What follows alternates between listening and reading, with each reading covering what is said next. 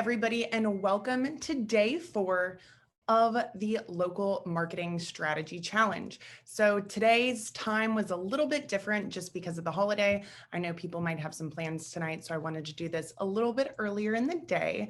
But today we're going to be covering planning, communication, and tracking your goals. Tomorrow is going to be our final day, and that's where we're going to walk through the first quarter of the year and really get a clear plan in place to make sure that you have the momentum that you need to actually achieve the goals that you're setting this week. So if you guys haven't already gotten the folder with all of the challenge documents, I am going to drop that in the comments right now just to make sure everybody's able to use these resources.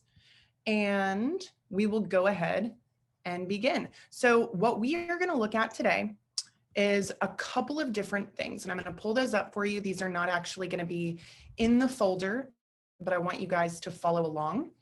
We also in the folder. So for actually both of them, but primarily the marketing budget, you guys are going to need to make a copy of that. So some people try and request access, and you don't want to request access because you don't want to actually edit the document itself. You do want to make a copy in your own account so that you can edit that, and so that nobody else's changes will overwrite the ones that you're making based on your own budget. So this budgeting document is really for your overall marketing budget. You have a tab to plan your expenses. You have a tab to break down all of your expenses. And as you go through that over the course of the year, you're going to be able to see what the differences between what you had initially planned and what you're actually spending are. So it really helps keep you on track. Ultimately, you really just need to start with the overall marketing budget that you have to spend. So if you have not set a marketing budget, there isn't really one right answer, but typically it can be anywhere from 5% to 12% of your overall revenue. Sometimes businesses that are newer might go with 12% if they want to grow a bit more aggressively. Sometimes businesses who are in growth mode or really who want to take advantage of the growth that they're seeing, they'll go more towards that 12%. Whereas businesses who are happy to just maintain or kind of coast a bit, they'll typically lean more towards that 5%. So whatever that is for you, you want to make sure that you've got that budget overall set aside and that you break that down based on what you actually need to spend. So I'm going to go ahead and pull this up so you guys can see what I'm talking about. And we're not going to go through and fill all of this out. This is going to be different for everybody, but I want to make sure that you see this. So this is the marketing budget planner. These are going to be for your actual expenses. This is your expense analyst, expense variances, but planned expenses is what you're going to start with. So you just want to go through and really update all of these things to simply reflect what your business does. So if you're not using these subscriptions and software, that's fine. Just switch them out with whatever you're using. This is an example spreadsheet to show what businesses may be doing, but ultimately this comes down to what you're personally doing, inputting that with a specific budget that you're going to set aside, and then just tracking that throughout the year. So if you only have one location, you only need one location. You don't have to do location 2 or headquarters. Marketing supplies, that's really going to be anything supply related. Then we've got more traditional advertising over here, subscriptions and software. If you're doing any type of events, video production, website expenses, digital advertising, TV, radio, anything like that. And then again, you're just going to go through and fill these out under planned expenses so you know what you intend to spend for the year. This is very important because a lot of times businesses will overspend and not realize it until the end of the year when it's too late to do anything. But if you decide, hey, we'd actually like to shift more of our dollars into digital, while being able to have that entire plan, it doesn't mean that you can't be flexible. But what it does mean is that you say, okay, well, if we're going to spend $10,000 additional dollars on digital, well, we need to pull that from somewhere else. So it gives you the ability to make sure that you're staying on top of this. And even if you do decide to shift throughout the year, you're not necessarily going to go over your budget. If your revenue does increase over the course of the year and you want to simply increase what you're willing to spend, that's fine too. This is not something that, anybody else is really going to see besides you. But like we talked about yesterday, the act of tracking ensures that you're going to have a better outcome because you're paying attention to those things that matter the most. So if you haven't already made a copy of this, that is what you're going to do.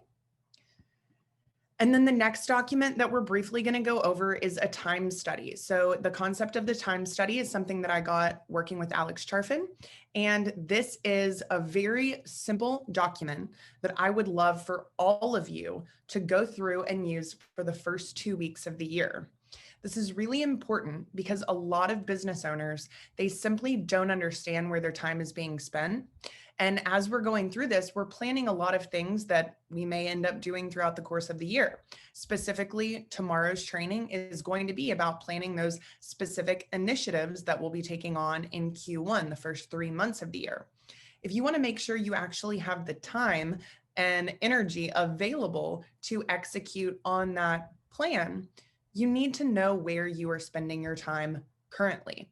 So this is intended to be printed out. You do not want to leave this as a digital version. Print it out. That's the way it works best. And you want to keep this with you for 2 weeks. Literally every moment of the day, this should be following you around. It may seem like a hassle, but the truth is some of the most successful business owners in the world have done these. If it's good enough for them, it's good enough for you. Sometimes we have to do things that are a little bit inconvenienced to be able to analyze properly. Digging into your data, if you haven't done that in a while, it's not necessarily that's something that's fun for everyone. And you may see it as this extra task you need to accomplish. But the truth is, you can do it once and you can really get all of the insights that you need to move forward successfully. And that's the same concept here. 2 weeks should really give you the ability to kind of see what your daily life is like on a regular basis. Sometimes we have weeks that are a little bit different than others. So by doing it 2 weeks, you're able to get more information to help make better decisions. This is intended to be filled out every 15 minutes. Okay, you don't have to write something every 15 minutes. If you're doing the same task for 2 hours, you can just write it down once and draw a line to where you stop. But really, every 15 minutes, you should be checking and asking yourself, what did I just do? It may mean that you set a 15-minute timer on your phone every 15 minutes of your workday, and even outside of your workday, if you want to see where you're spending your personal time as well. After that 2-week period is done, you're going to be able to look back and see where it was that you spent your time. So in terms of your focus, this could be something that is planning related. This could be something that is self-care related. This could be something that's team building related or actual fulfillment and execution. So you want to mark down what are those things that you're doing, and ask yourself, should I have been doing all of these things? So you'll be able to notice all the time you probably spend searching online for random things that don't matter. You'll be able to see the time that you're on social media, looking at things that really don't matter. You'll be able to identify the time that maybe you're taking really long breaks and you're not even sure what you're doing sometimes. So breaks are important, but make sure that you are very aware of what you're doing and if that is necessary to your success.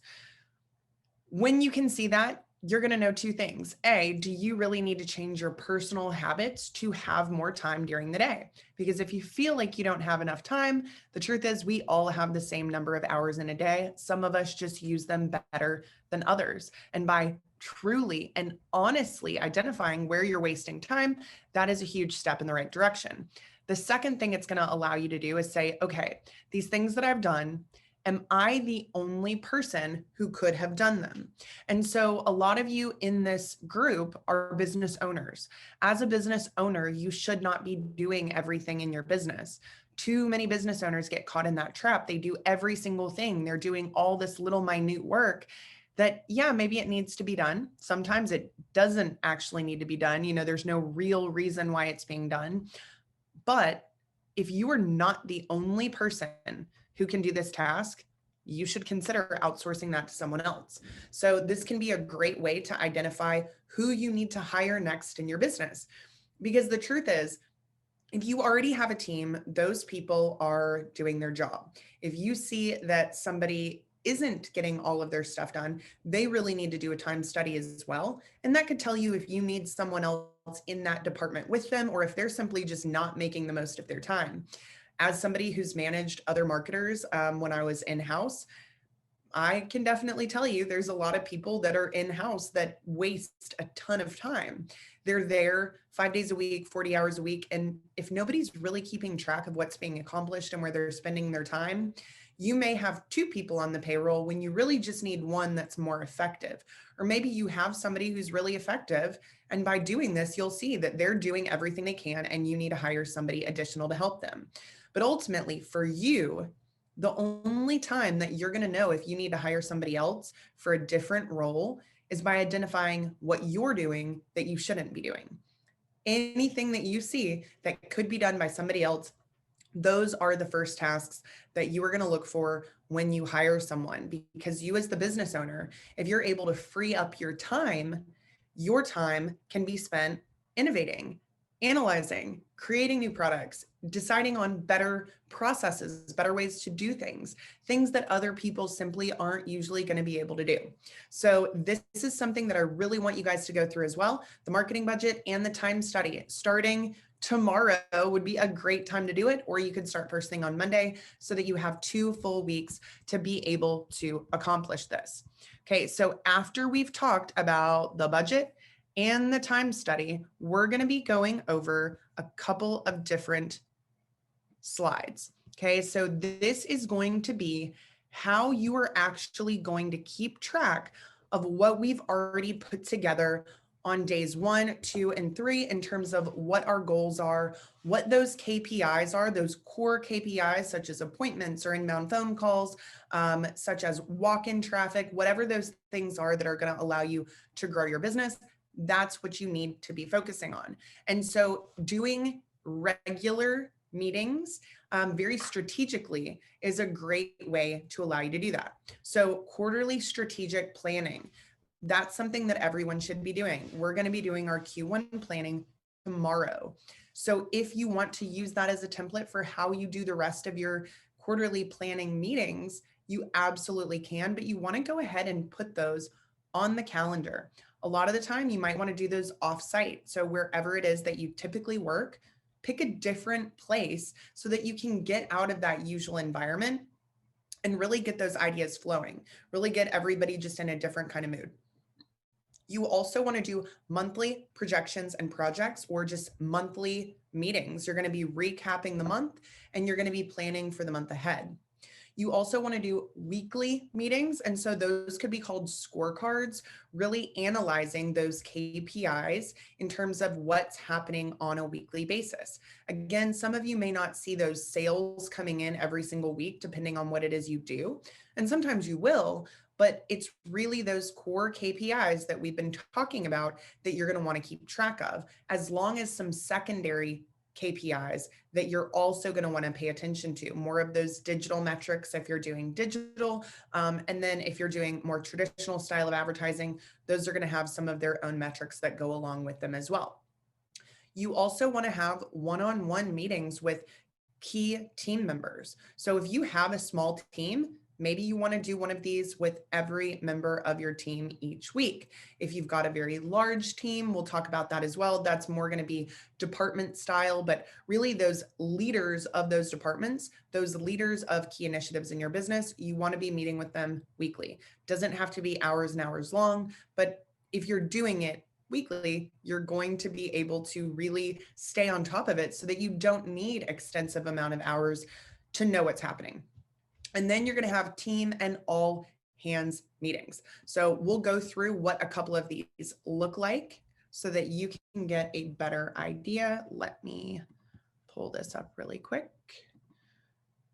Okay, so projections for your monthly meetings. This is something that I want you guys to really look back at your annual plan and identify if these are what you have written down. So we have 3 different sections under KPIs. We've got daily, weekly, and monthly. So have you identified the 3 to 5 KPIs that should move you closer to those goals that you have already laid out for yourself?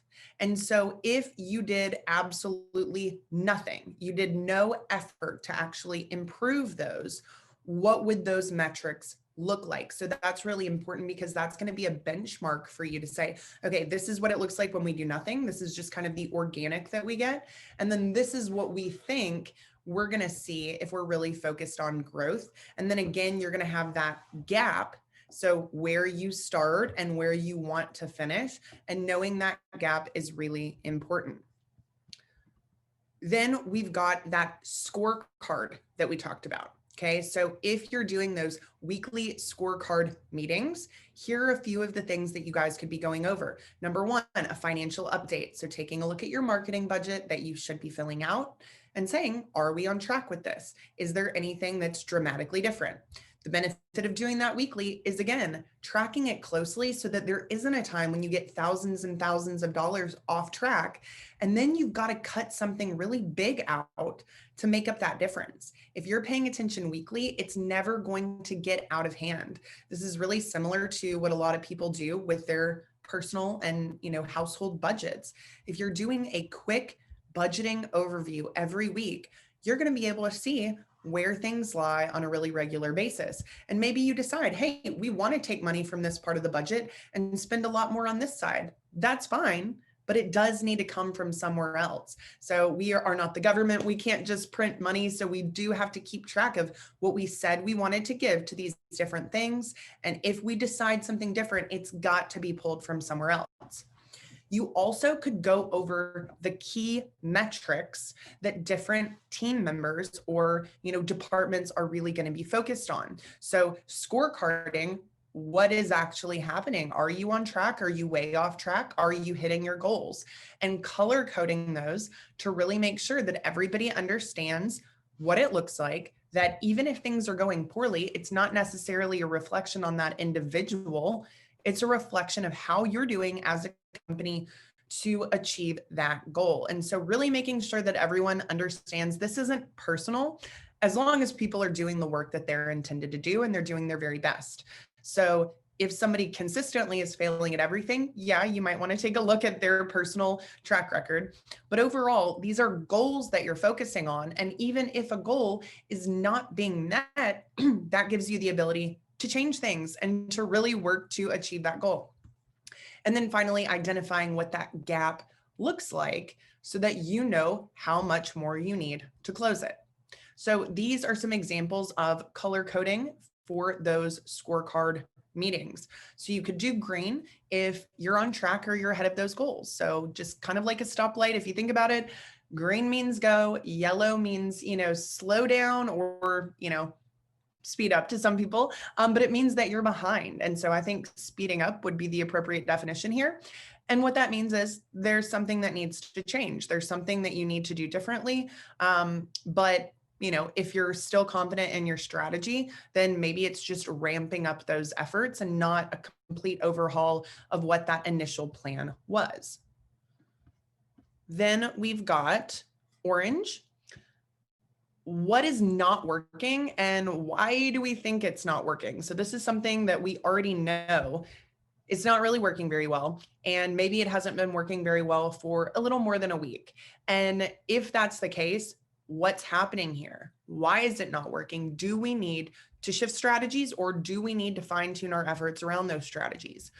And then if it's red, meaning that you are very far away from those goals, you have to identify what you need to do to stop the bleeding. If you're spending money on any of these things, you should probably stop while you figure out why you are not converting those people into sales or why you are not hitting your goals. It doesn't mean you won't turn that back on, but if you just keep spending and spending and spending without understanding what the issues actually are, you are going to be in a very bad financial position. So you've got to first stop the bleeding, and then you've got to do a complete review of the strategy as a whole. Was this just a bad strategy that we put together? B, has everyone actually been pulling their weight? Have all of these initiatives that we've, planned out, have people been doing them? And if they have been done, is somebody doing them well? What is missing here that is causing us to fail in this area? So a few questions that you guys could go over. Did you close the gap or did you widen the gap this week? So remember, the gap is going to be the benchmark in terms of if you did nothing, and the goal is what our goal is. Did you meet that? Is it closer? Is it wider? Where's our biggest opportunity? And should we change our plans? So again, changing your plans does not mean that you just scrap everything you've done, but there are different ways to do different things. Maybe it means, hey, we're trying, we think that this has a lot of promise, but nobody on our team is actually equipped to handle it. Maybe we need to outsource that. Or maybe it's that somebody else on the team really should be handling that. Now we'll take a look at the one-on-one meetings with your direct reports. So again, this could be individual team members, or it could be department heads, depending on the size of your business. So you want to strengthen your relationships with those people and open the lines of communication. You do want to discover the problems that they're having. You want people to be willing to talk to you about their issues and ask their questions. Otherwise, you're simply not going to be able to help them. You also want to make sure that if they're doing a great job, you are recognizing them for that and thanking them for what they're doing for the business. You also want to take a look at those company goals in relation to what that person is actually working on and asking yourself, are these things being hit? Are these goals actually on their way? And if not, what can you do to change them? And then also make sure that you're really paying attention to what those specific team members, what their goals are, and making sure that all the communication and the different people and the different departments within the business, that they're really kind of streamlined. You also want to look at growth opportunities and performance issues. So maybe it's something where someone needs to do a time study. That can often identify performance issues, because where someone is spending their time is the biggest indication of what should be growing and what is not going to be growing, because where we put our focus grows. So if we're putting our focus on completely random internet research when we should be working, well, that's what's going to grow, not the actual metrics that we've aligned in our business. So in terms of your KPIs, we've already talked about this, but now I want you to revisit this. What are those numbers that you should be looking at daily, that your team members should be looking at daily? Is it daily foot traffic? Is it website traffic? Is it number of leads? Is it number of scheduled calls? Same thing for your weekly metrics. Same thing for your monthly metrics. Weekly, you could include sales. Monthly, you could include sales. I wouldn't necessarily do it daily unless your business is one that has really consistent, a higher number of daily sales. Sometimes it's just going to be those numbers that will actually help you achieve sales. It could be number of follow-ups that we've sent out, number of clients or customers that we've upsold or who have bought again. Whatever those levers are that we talked about yesterday that will really help your business succeed in a greater way, that is what you want to focus on and check on those during these meetings. And then this is an all hands meeting. So if you are 2 to 10 team members, you could do things like goals and objectives. You could do scoreboards and just accountability. If you're 11 to 20 team members, you're going to be doing fairly similar things. And then if you're 21 to 50 team members, that's really going to be a bit more of what we would call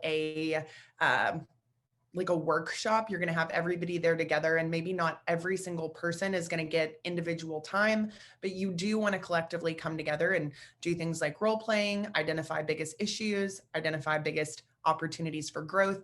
And then you're really going to be allowing those department heads to kind of speak for the progress of their team in a lot of ways. Let's pull back to, we're missing one here. So what that might look like in terms of an actual monthly plan, it could look something like this. So maybe you have weekly meetings every Monday. Maybe you do your all hands meetings once a week. Your monthly strategic meetings could also be once a month. You could do your quarterly offsite meetings, and then you can do your annual offsite meetings, which would be, potentially down here. But right now, that's kind of what we're doing, is this annual planning session. So this is an example of how you might plan your calendar, but the best way to really do this is exactly like I'm showing you now. Put this in your calendar. Do not make this optional. Make this mandatory, not only for yourself, but everyone who's involved.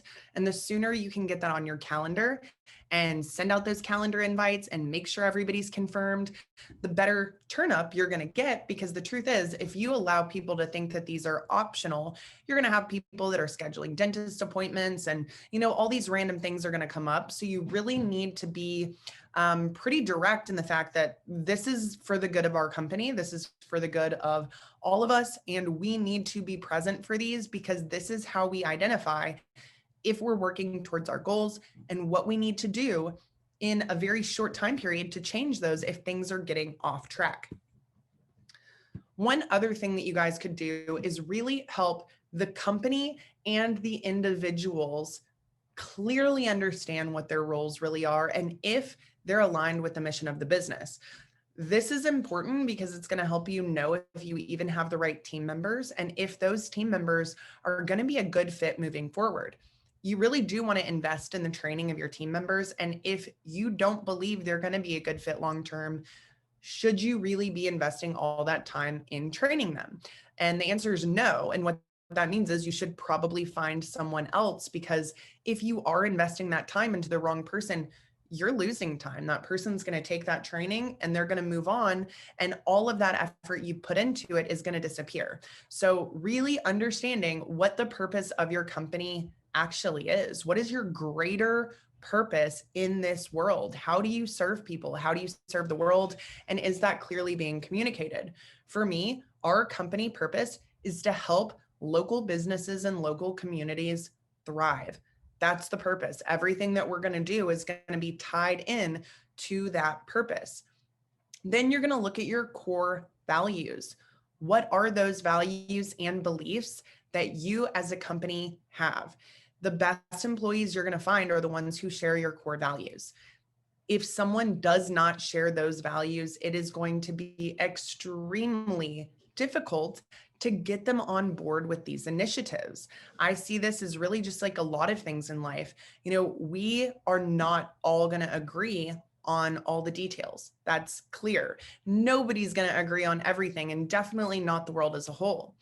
But if people have shared core values, even if they differ on the way to achieve some of those goals, you still know that they're coming from the right place. If someone has dramatically different core values than you do, you're never really going to be in line in terms of the direction that you want this company to go in. So you really need to be paying attention to that, because core values are something that are very difficult to change. It's not something that you can train someone to feel differently. Sometimes you can educate people in a way that may highlight the core values that you share, but a lot of times people are very resistant to even being open to new core values. So please just be aware of this from the front end. And you may say, hey, well, this person doesn't share our core values. Should we go ahead and make a decision to move on and find someone who does? When I did my podcast episodes with Alex Charpin, we talked about this in terms of hiring, and the people that you're going to hire that are going to be the best fit, they believe in your purpose and they share your core values. That's why trying to seek out new hires from lists that you already have, your email list, your subscriber list, asking your clients for referrals of people they may know, that can be a great starting point, because those people already understand your core values. They're already in line with your purpose. That's why they're working with you, or that's why they're following you. So asking those people first is going to be a great way to achieve those goals. So then you want to take a look at your company's mission, and the mission of your company is really going to be more about that 3 to 5 year time period. So how are we going to take a big step towards achieving our long-term purpose? What does that 3 to 5 year initiative look like? So for me, a 3 to 5 year initiative really needs to be helping to rebuild the local business industry overall. 2020 has been a crazy year for local businesses. So many of those business owners have gone out of business permanently. And do you think those people are just thrilled to hop back into the workforce working for someone else? Are they even going to have an opportunity to do that? Probably not. Business owners are business owners at heart. They're entrepreneurs at heart for the most part.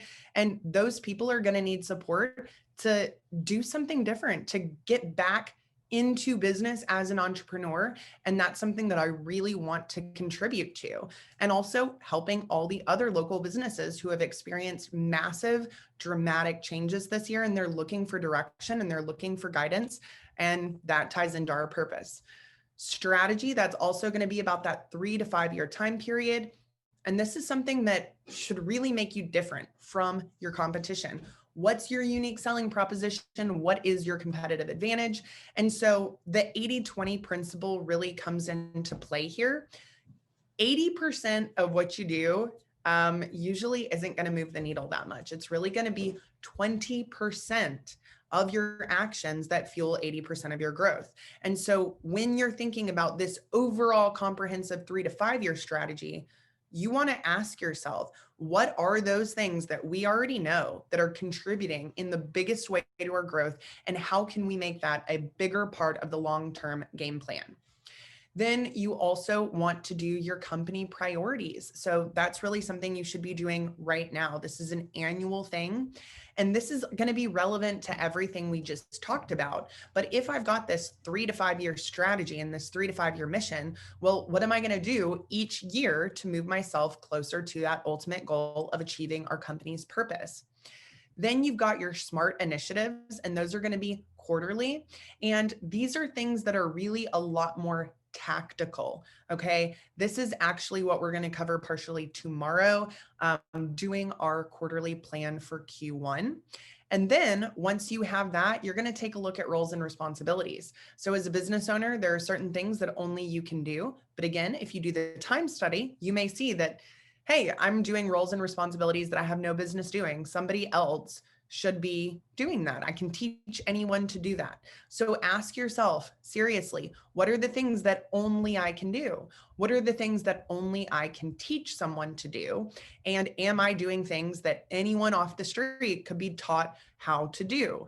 If that's the case, you want to give that person that role or that responsibility. And you want to take a look at what that looks like for everyone on your team. For probably the last 5 or 6 years, I've been managing other marketers, whether it's been within my department or within my own business. And I've always tried to list those core roles and responsibilities because that is the guiding principle that someone should be following in terms of knowing if they are doing what they need to do, if they're actually contributing in the way that they need to contribute. And it's a very simple process to write out, what is this person's roles and responsibilities? What are they responsible for personally? And what are they not responsible for? And once you have that, you can really break down those tasks that they need to be doing each week or each day that will allow them to fulfill the roles and responsibilities of their position. And that's something that you really want to take a look at every quarter to say, has this person been fulfilling their roles and responsibilities? Have I put too many roles and responsibilities on someone? And again, asking yourself that same question on a regular basis to see if you need to hire or outsource in order to free up your time to be able to position your company in a much better way to grow, because your mental energy and your physical time and energy will be freed up to do that bigger work that only you as a business owner can often do. So I hope today has been really helpful for you guys. I would love for you to tune in tomorrow for day 5. We are going to be going through that 3-month quarterly plan. As of now, it looks like noon is going to be the time that I go live tomorrow. Again, you guys are going to be able to watch the replay. I'm going to leave these trainings up for about a week so that you can go through them. But now is the time. This isn't something you want to put off on the back burner. You want to say, I am going to get this plan done by the end of this week, or at bare minimum by the end of next week, so that you have that weight lifted off of you. You have that stress out of your mind, and you can really focus on putting these plans into action instead of going through 2021 without any direction, without any focus, and without really understanding if what you're doing is making a difference or if it's pulling you farther away from your goals. Let's not let that happen. Let's make 2021 a year that we take responsibility, that we track things on a very regular basis. That way we can shift much easier before damage is done. Or let's say we see something is working amazingly well. We don't want to know for months. We want to know right then so we can invest more time, more money, more energy into those things that are working the best for us. So happy New Year to all of you guys. I hope you have a wonderful, safe New Year's Eve. I hope you have time with your friends, time with your family, do something fun for yourself. Goodness knows we all need it after the year 2020. And let's just make sure to really learn the lessons that 2020 has taught us, not make those same mistakes, not blame external forces for our businesses and our decisions, and make 2021 a year that's going to contribute to our families, to our personal lives, to our communities, to our country, and hopefully to our world. And we have the ability to do that as business owners. We have the power to make the greatest change in the entire world because we are the go-getters. We are the doers, and the world needs more doers and less talkers. And that is who we are. So own that and be excited about that. And this plan is the opportunity that you have to say, what is the contribution I want to make in the world? What is the difference I want to make next year? And how am I going to make that happen through this business that I'm very blessed to have? So anyway, thanks again for being with me today, and God bless. Happy New Year.